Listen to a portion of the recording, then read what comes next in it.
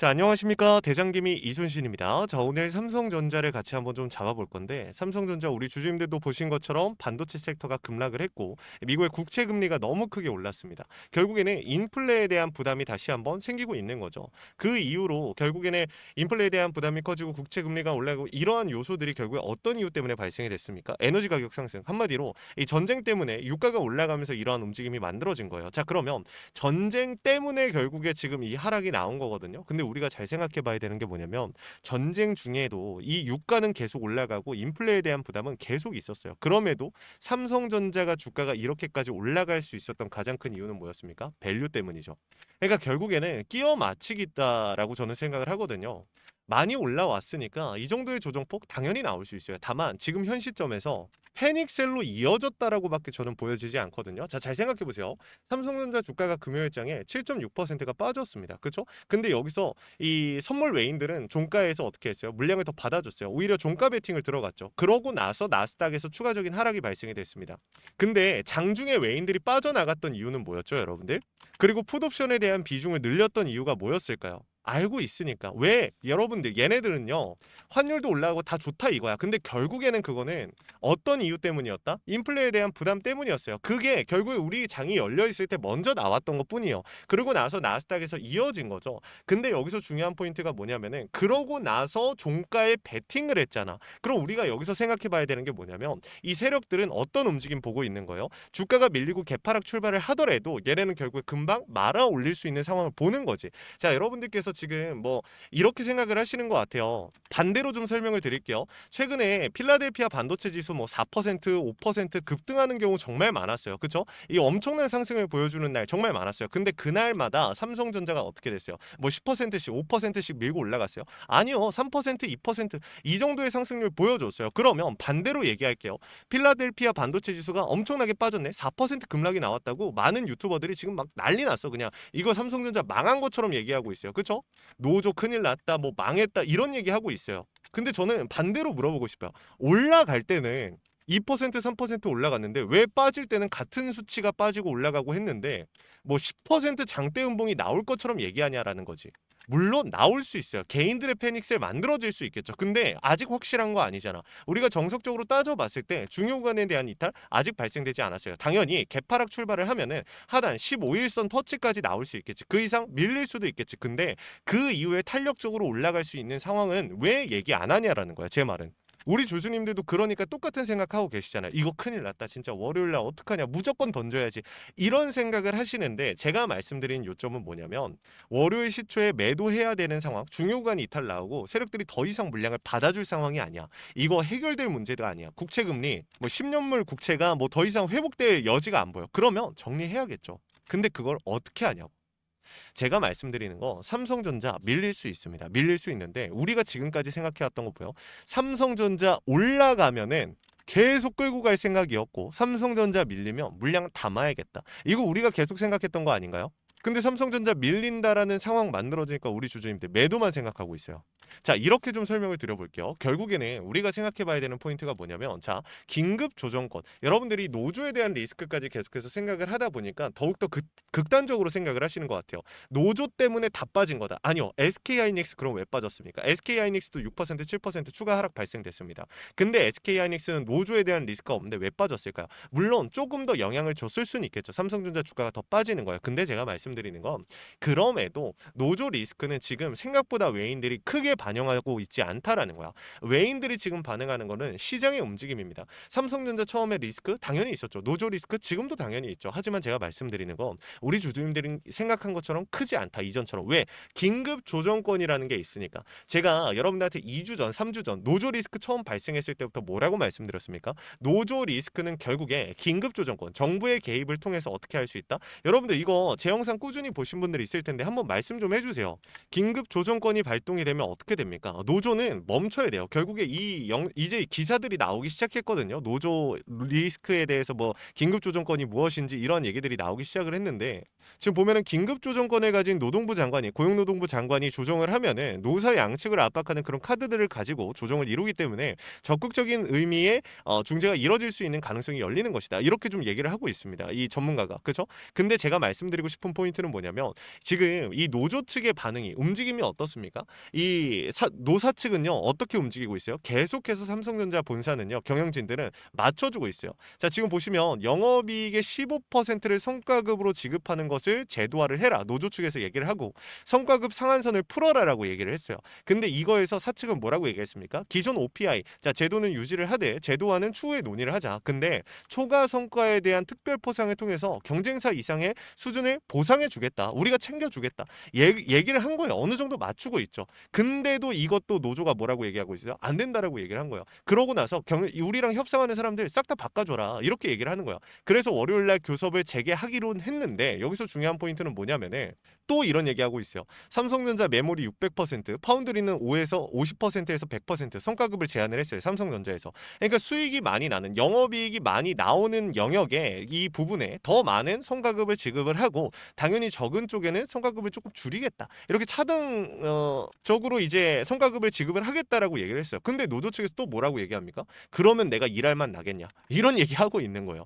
계속 일할 동기가 있겠냐? 이런 얘기하고 있는 거야. 그러니까 회사 측에서 맞춰주면 뭐해? 본인들이 원하는 거 아니면은 절대 안 된다는 거야. 그러니까 땡깡 부리고 있는 거예요. 그러면 여기서 중요한 포인트가 뭐냐면 저는 여러분들랑 어제 영상, 그제 영상 매번 말씀드렸던 거 뭐예요? 노조 측 이런 식으로 나오면 땡큐예요. 저 같은 경우는. 왜? 지금 이 내용들을 여러분들 이게 조작된 내용들이 아니잖아요. 그렇죠? 기사로 나오고 있는 내용이잖아요. 그러면 이 고용노동부 장관이 바보예요? 가만히 있겠습니까? 아니라는 거지. 고용노동부 장관도 민심도 전부 다 보고 있고 400만 삼성전자 소액 주주들을 무시하겠습니까? 아니라는 거지. 지금 민심이 어때요? 노조에 대한 민심이 장난이 아니야. 그러면 여기서 만약에 정말 총파업을 들어갔을 때 발생되는 이 손실을 이게 지금 당장은 회사가 이 손해를 입어야 되는 부분이잖아요. 당연히 리스크잖아. 근데 우리가 반대로 생각을 했을 때 긴급조정권이 발동이 됐는데 만약에 노조가 계속해서 파업을 이어나가면 어떡하냐 여러분들 그러면 그 손해배상 청구하겠죠. 회사가 바보입니까? 가만히 있을까요? 강경하게 대응할 겁니다.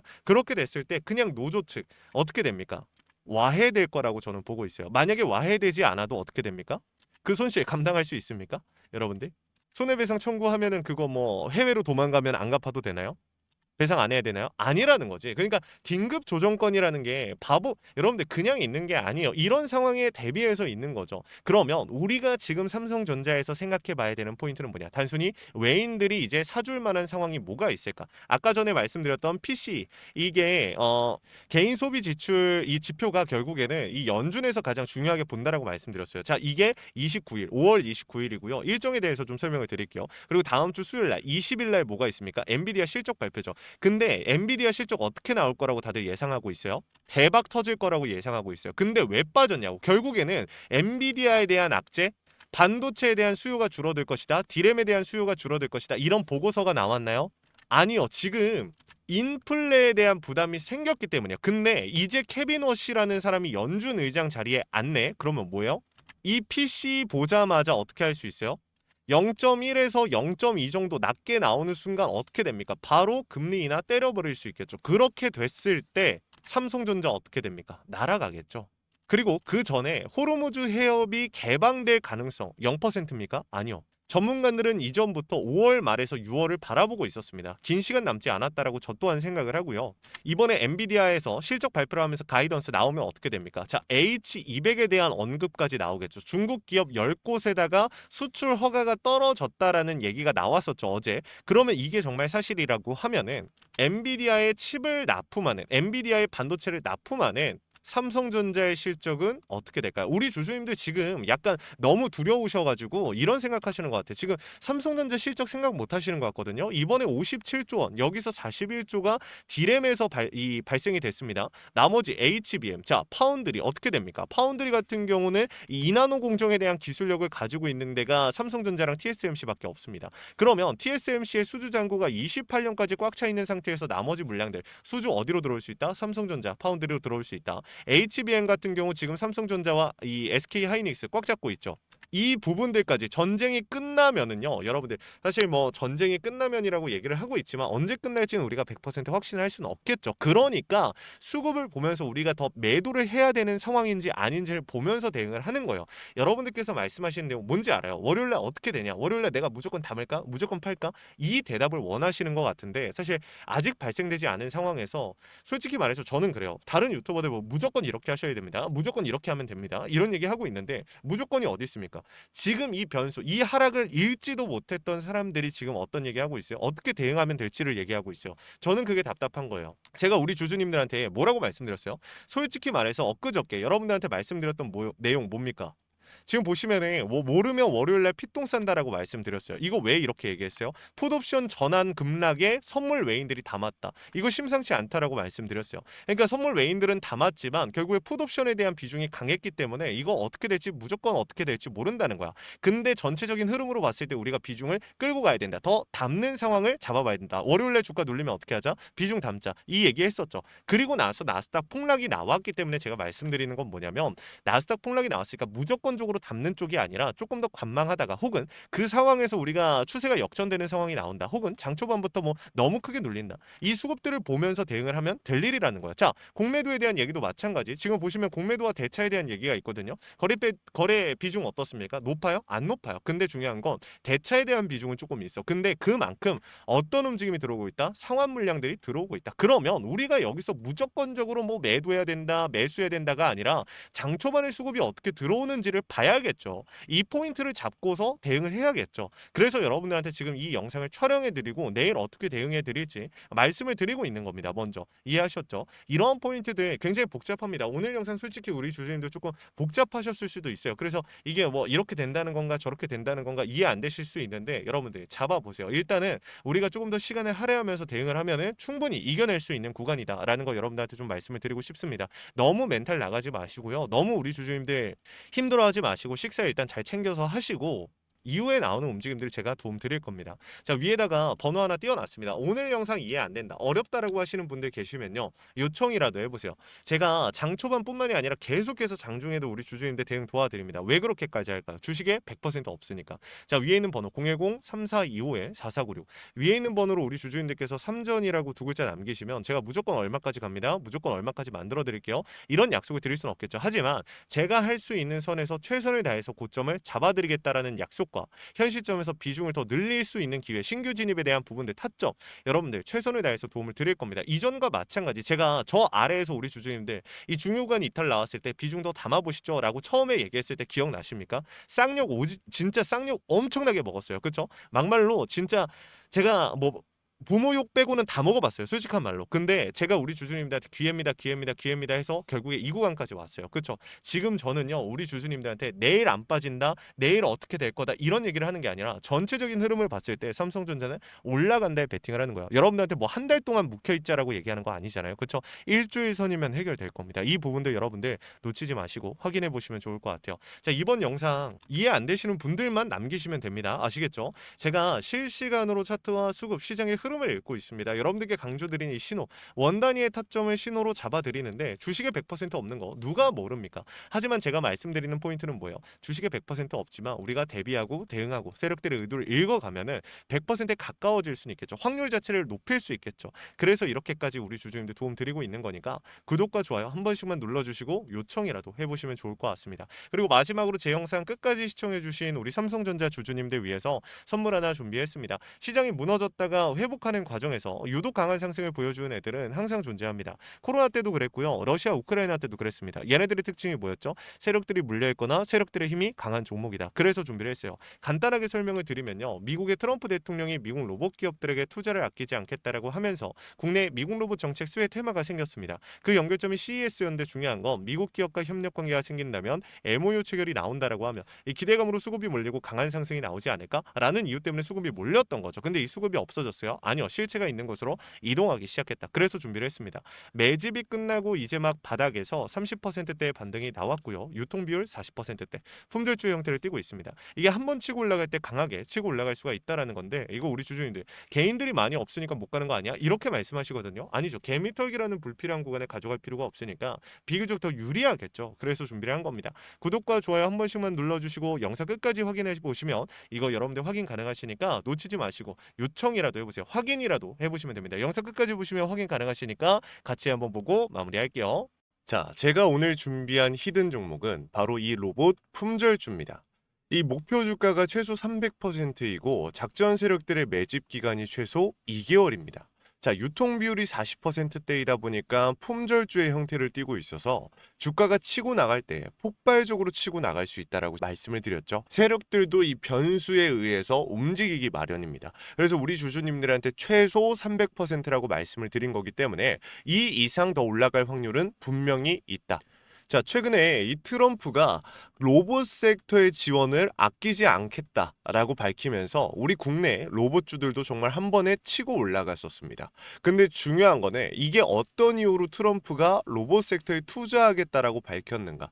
결국에는 중국 기업들을 견제하기 위해서 트럼프가 로봇 산업에 투자하겠다라고 밝힌 거거든요. 자, 연합뉴스에 따르면 상무부 장관이 최근 로봇업계 CEO들과 만남을 가졌으며 이 로봇 산업 발전 가속화에 전폭적으로 나서고 있다라고 전했다. 지난해 중국의 산업용 로봇 신규 설치 대수는 전 세계 신규 설치량의 54%를 차지했습니다. 그만큼 지금 미국이 중국을 견제할 수밖에 없는 상황이라는 거죠.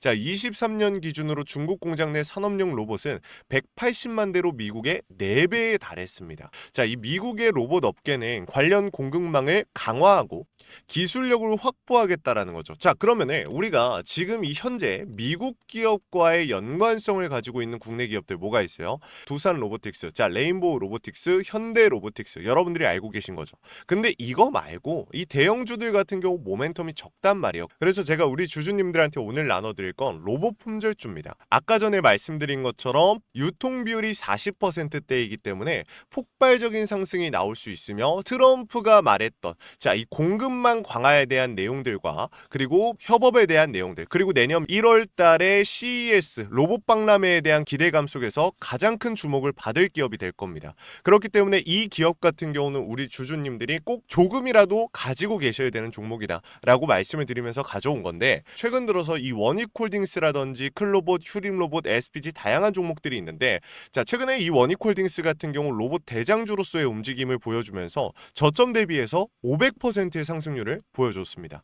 원익홀딩스 같은 경우 이 유통 비율이 얼마예요? 유통 비율이 50%대다. 자, SPG도 지금 로봇 감속기 관련해서 미국 기업과의 연관성에 대한 기대감이 좀 들어와 있는 상태인데, 일단 제일 중요한 거 중국 기업과의 연관성이 딱히 없다. 자, 사실 로봇 섹터가 중국 기업들과의 연관성이 아예 없기에는 어려워요. 근데 이 SPG나 원익홀딩스 같은 경우는 사실 이 연관성이 굉장히 적다라는 거죠. 그래서 이 SPG 같은 경우 저점 대비 220%의 상승이 나왔습니다. 자, 그래서 제가 우리 주주님들한테 지금 보여드릴 이 종목은 26년도 시장을 장악할 종목이 될 거예요.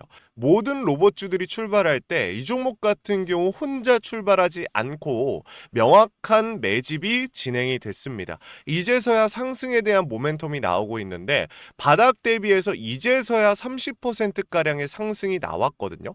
근데 이 종목은 저는 훨씬 더 높게 올라갈 수밖에 없다라고 말씀을 드려요. 유통 비율이 40%이면서 품절주의 형태를 띠고 있고 지금 개인들이 털려나가면서 외인들이 물량을 확보하고 있는 상태입니다. 그렇다 보니까 지금 현 시점에서는 폭발적인 상승을 준비하고 있는, 힘을 능축시키고 있는 단계에 있는 건데 26년도 대장 섹터가 어디예요? 로봇이란 말이에요. 이 로봇 섹터를 장악할 수 있는 이 대장주가 시간이 많이 남지 않았고 이 기대감들은 이제 막 반영이 될 것이며 스마트 팩토리에 대한 기대감을 가지고 있는 기업이기 때문에 지금 현 구간에서 1월 달에 노란봉투법 시행에 따라 폭발적인 상승이 나올 겁니다. 그 전에 우리 주주님들 어떻게 해야 돼요? 잡으셔야겠죠. 그리고 26년도 내내 올라갈 종목이기 때문에 여러분들한테 바로 나눠드려 볼게요. 자, 위에 제가 번호 하나 띄워드렸어요. 제 개인 번호인데, 자, 히든이라고 우리 주주님들이 두 글자만 남겨놓으시면은 종목명과 원 단위의 타점을 같이 보내드릴 겁니다. 26년도 시장을 장악할 로봇 섹터의 대장주가 이제 등장을 하는 거기 때문에 여러분들 놓치지 않으셨으면 좋겠어요. 원익홀딩스 처음에 뭐라 그랬어요? 제가 우리 주주님들한테 원익홀딩스 알려드렸을 때 굉장히 많은 주주님들 뭐 이런 잡주가 어떻게 대장주가 되냐라고 했었는데 저점 대비 500%의 상승이 결국에 나왔죠. 똑같습니다. 여러분들 이 종목도 지금 시장에서 주목을 받고 있지 못해서 그렇지 이제 막 1월 달에 노란봉투법과 로봇 박람회 CES에 대한 기대감이 들어와 주고 세력들의 매집이 끝난 상태이기 때문에 지금 이 기회 놓치게 되면 울며 겨자 먹기로 사야 될 겁니다. 그러지 마시고 지금 조금이라도 담아놔 보세요. 자, 이 종목 우리 요청하시는 분들 선착순으로 빠르게 나눠 드릴 거니까 구독, 좋아요 꼭 눌러주시고요. 자, 그러면 다음번에 더 좋은 영상으로 찾아뵙겠습니다. 감사합니다.